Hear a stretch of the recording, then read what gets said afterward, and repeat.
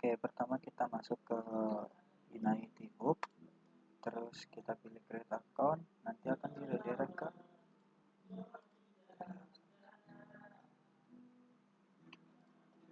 Oke, pertama kita masuk ke Unity Hub, terus habis itu pertama kita masuk ke Unity Hub, lalu pilih create account. Nah, nanti akan ke redirect ke websitenya Unity secara langsung. Nah, di sini ada pilihan bisa pakai email, password, pilih username sama phone, atau bisa login pakai Google atau Facebook. Nah, di sini saya pakai Google. Nah, terus saya pilih akun saya.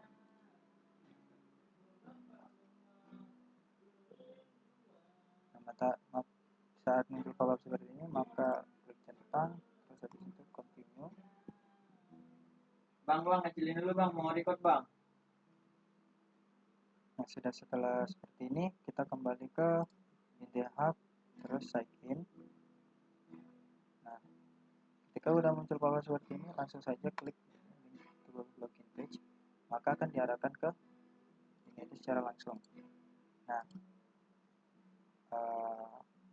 karena saya sudah pernah login, maka tidak ada muncul pop-up license. Kalau pertama kali akan muncul diminta untuk memasukkan lisensi ke Unity-nya. Langsung saja pilih akun, manage license untuk mengatur lisensinya, terus pilih add. Nah, pilih yang get free personal license, terus agree. Tunggu sampai loading selesai. Ketika sudah muncul seperti, maka Unity sudah terlisensi.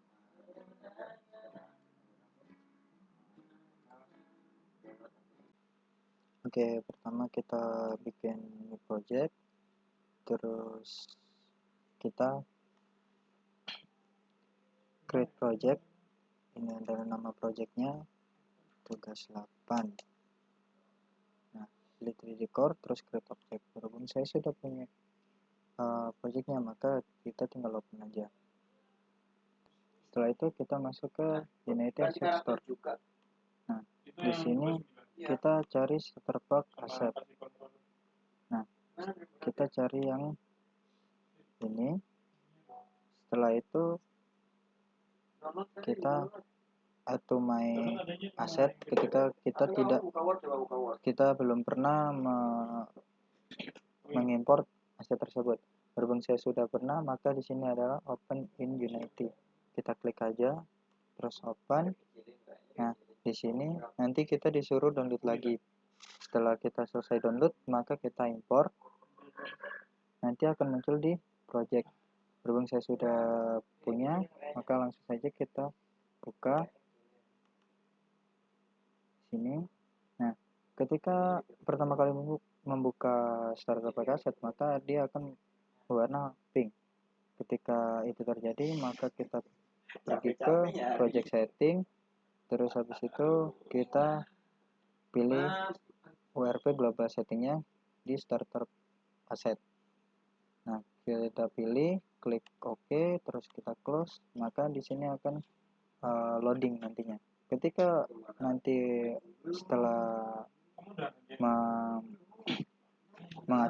mengatur URP-nya tidak berhasil atau masih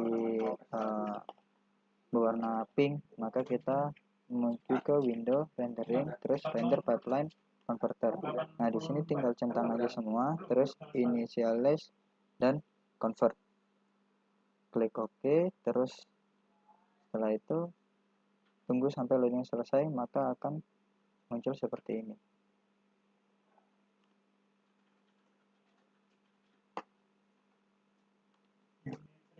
Ketika kita ingin menambah aset lain, maka kita menuju ke aset store lagi, kita cari aja aset yang kita inginkan seperti box.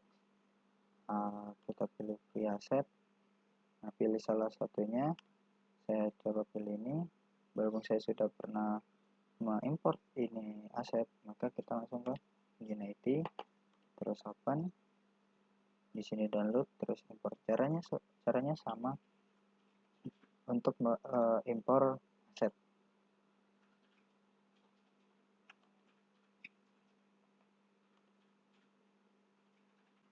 Setelah kita impor maka akan muncul seperti ini. Nah, di sini kita sudah bisa merun gamenya, menjalankan gamenya. Kita coba jalankan, tunggu sampai loadingnya selesai.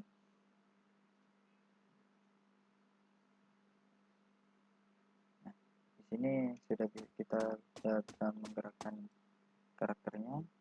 Untuk kameranya kita pakai mouse dan kita jalan, terus pakai WASD, terus lari pakai shift, dan jump pakai spacebar. Setelah itu kita diminta untuk memunculkan UI controller untuk mobile app. Jadi pada starter pack asset itu sudah disediakan controller untuk mobile. Nah, langsung saja kita pilih yang ini, UI canvas starter asset input joystick. Nah, kita klik, setelah itu kita checklist.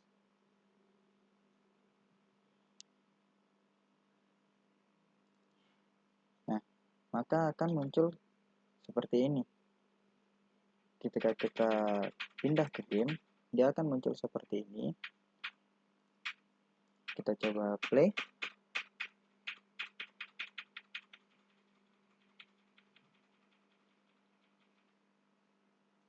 Kita tunggu sampai loadingnya selesai.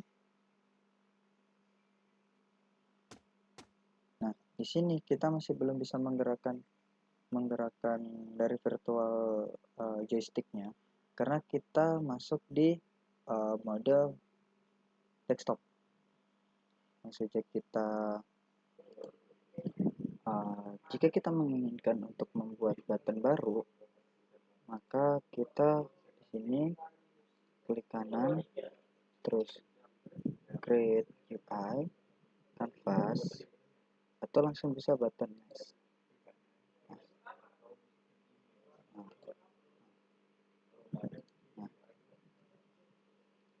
Klik kanan. Jika kita ingin menambahkan button baru pada interface game kita, maka kita bisa klik kanan, UI, canvas. Kita bikin canvasnya dulu. Setelah itu kita di sini di canvas kita klik kanan, UI, kita pilih button mas. Yang muncul ini kita import aja. Tunggu sampai importing selesai.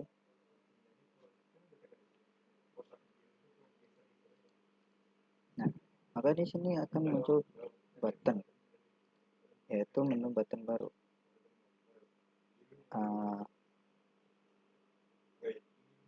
Setelah selesai ini, kita bisa mengedit buttonnya. Misal warnanya, kita pilih warna merah. Terus kalau misal ingin mengganti nama buttonnya atau teks yang berada dalam button, kita bisa menuju di button, klik button. Di sini ada teks. Nah, setelah teks, di teks input kita inputkan sesuai kebutuhan kita. Semisal main menu, maka dia akan muncul seperti ini. Oke, pertama kita bikin objeknya dulu untuk koin. Di sini saya tidak memakai aset dari luar, tapi saya cukup membuat sebuah objek baru, yaitu silinder yang saya bentuk seperti koin. Di sini langkahnya adalah di sini klik kanan, terus habis itu 3D object, terus kita pilih silinder. Nah, di sini kita bisa mengatur jarak ataupun ukurannya. Nah, oke, kita bentuk seperti koin, terus habis itu kita kasih biar seperti ini. Oke, sudah selesai. Jika sudah selesai, maka silinder ini kita masukin ke prefab. Silinder ini kita masukin prefab, tinggal drag and drop aja. Setelah itu di Di sini kita namain koin. Berhubung saya sudah punya, maka saya tidak perlu membuat baru. Nah, setelah ada di sini, kita delete yang di hierarki. Oke, di prefab coin kita klik prefab coin. Di sini kita tagnya bikin tag baru, yaitu add tag, terus pilih plus, terus kita kasih nama coin, terus kita save. Jika sudah, maka akan muncul seperti ini. Nah, kita balik ke prefab lagi. Sudah, jangan lupa tambahin box collider. Box collider centang, terus habis itu is trigger. Nah, kita udah selesai, kita balik ke player armatur. Player armatur, di sini kita bikin script baru. Add component. Kita tulis saja spawn coin script. Berhubung saya sudah punya, oke, tidak perlu menambah ulang. Nah, di coin prefab kita pilih yang kita buat tadi, prefab yang kita buat tadi, yaitu di sini saya bikin namanya coin, jadi saya pilih coin, klik 2 kali. Nah, di coin text kita pilih yang text mesh. Nah, cara bikin text mesh ini yang fungsinya untuk melihat counter coin. Nah, caranya pertama kita bikin canvas, yaitu di UI canvas baru. Sini biar canvas, terus habis itu klik kanan UI, terus text mesh pro. Nah, kita di sini bisa edit namanya suka kita coin, misal seperti itu. Oke, berhubung saya sudah punya, sini saya hapus saja. Oke, setelah sudah kita masuk ke spawn coin script yang kita buat tadi. Nah, di sini saya sudah buat scriptnya untuk random coin spawn. Nah, di atas sendiri adalah pendeklarasian dari bisa dibilang tipe data. Di sini ada spawn interval. Di spawn interval ini adalah waktu di mana interval satu, koin 1 dan koin 2 akan muncul.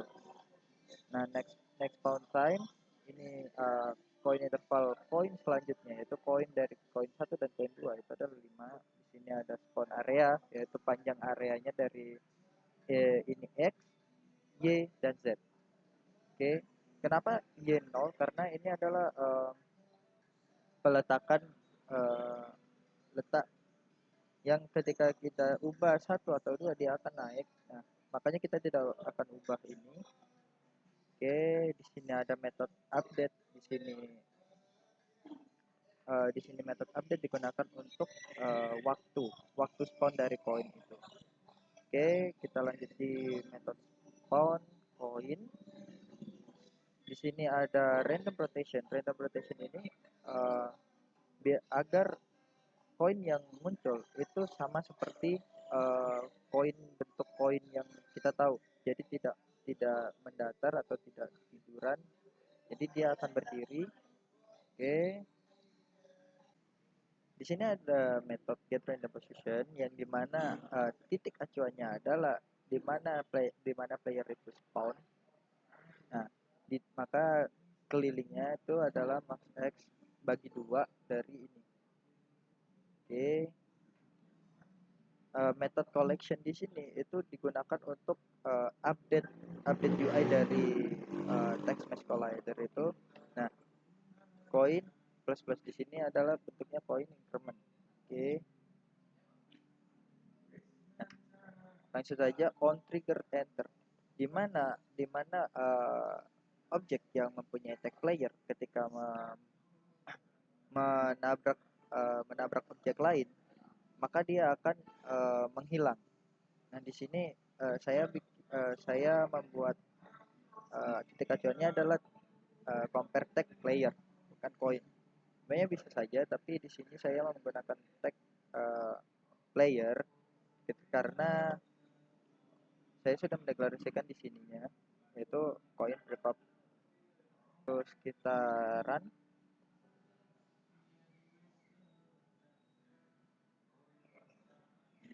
tunggu loading sampai selesai. Oke, loading udah selesai, mari kita coba jalan.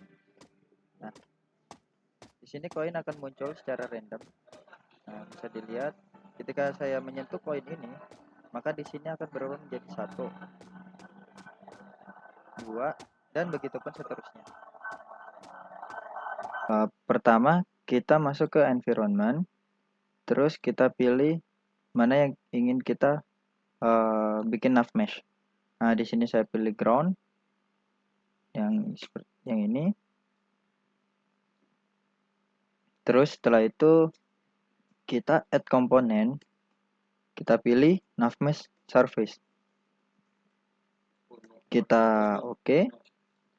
Setelah muncul seperti ini, maka agent type kita pilih humanoid, default area kita pilih walkable. Nah, setelah itu kita pilih bake. Kita tekan bake. Nah, tunggu sampai loading selesai. Berhubung saya sudah buat, maka kita lanjut ke step selanjutnya, yaitu kita bikin karakter baru. Nah, di sini saya sudah punya yaitu karakter baru, yaitu robot ini, armatur.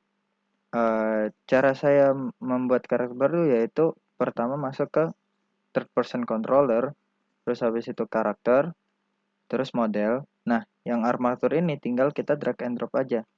Drag and drop seperti ini, kita ubah posisinya. Nah, berhubung ini belum di render, maka kita render secara manual dengan cara klik kanan di armatur, prefab, unpack seperti itu. Nah, setelah itu kita pilih yang kita buka armatur, kita pilih yang armatur mesh. Di sini kita pilih yang material. Nah, elemen 1 2 3 ini kita bisa cari di sini namanya M underscore, kita pilih yang body, karakter body. Begitupun untuk elemen 1 dan elemen 2. Nah, setelah itu kita bikin script baru. Yaitu di sini klik kanan, create C# script. Nah, di sini saya sudah punya scriptnya yang saya kasih nama AI enemy. Kita buka saja. Oke, di sini saya sudah mempunyai script untuk karakter baru. Nah, di sini ada tipe datanya, transform, target, animasi, animator, nav mesh agent, yaitu untuk tag enemy agent atau karakter baru. Sini enemy agent, get component nav mesh, dan lain-lain. Oke, jangan lupa di save. Setelah itu tunggu sampai loading selesai.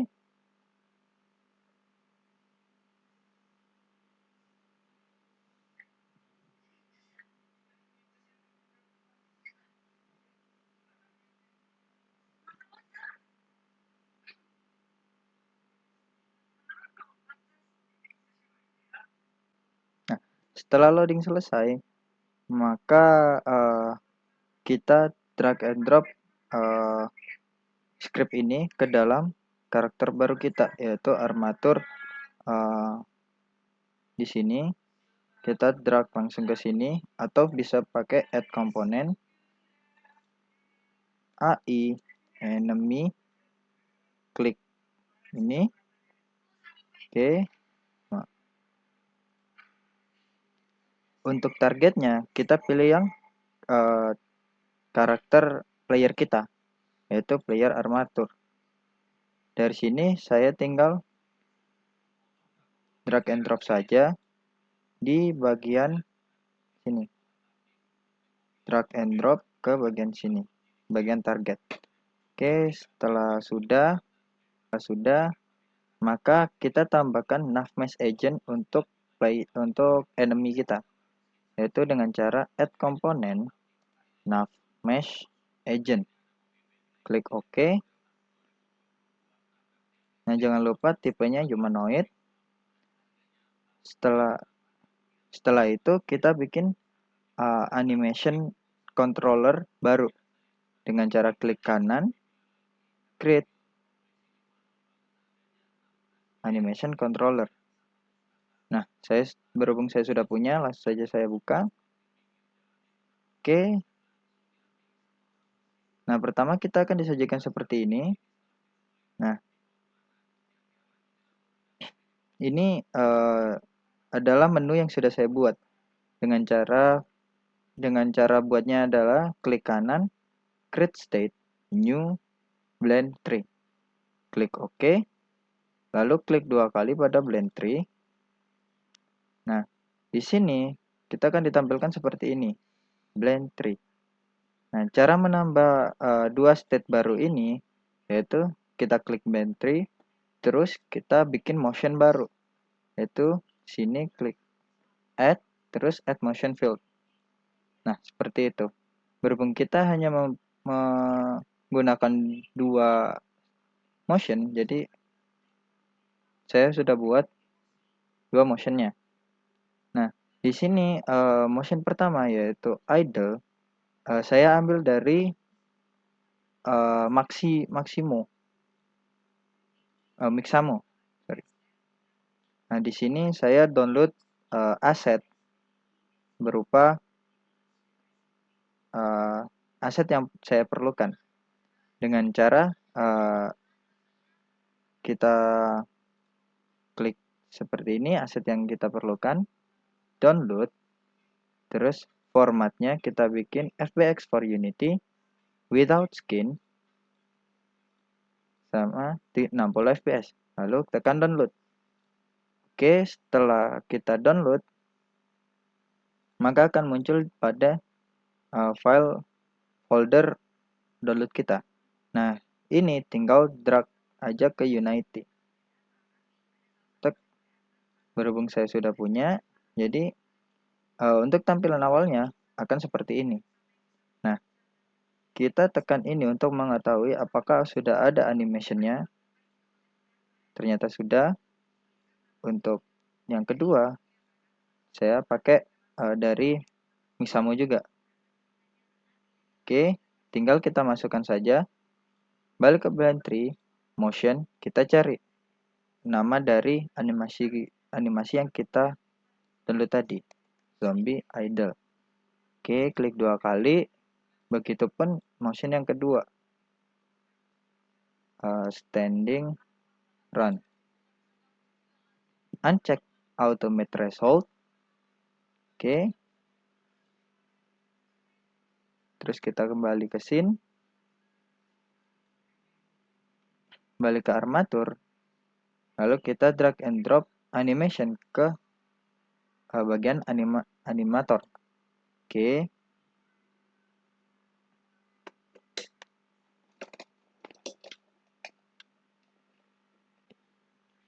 Oke, step selanjutnya adalah kita pergi ke karakter yang aset yang kita download dari Mixamo, terus klik pada aset tersebut.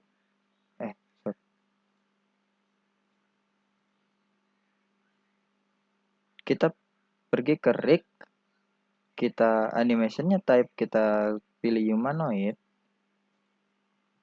lalu kita apply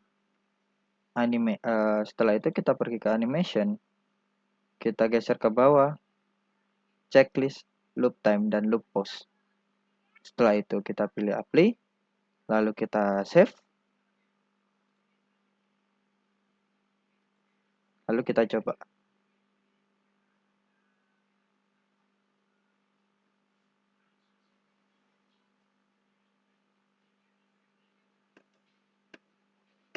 Nah, jika berhasil, maka karakter yang kita buat tadi akan mengejar karakter player. Nah, untuk animasinya sudah sesuai dengan apa yang saya impor ke dalam karakter baru. Setelah kita mengekspor dari Unity, maka akan muncul sebuah file APK yang dapat kita install pada HP kita. Nah, di sini saya sudah menginstalnya, yang saya beri nama regame.1. Kita langsung klik aja.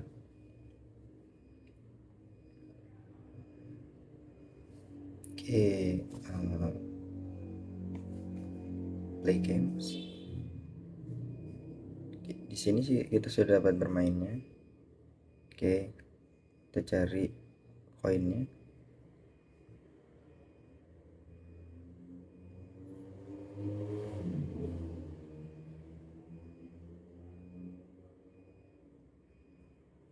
Nah, di sini saya pakai Navmesh AI buat enemy-nya. Ketika enemy menyentuh player, maka akan terjadi game over. Kalau ingin memainkan lagi, kita klik try again. Dah, kita cari koinnya lagi.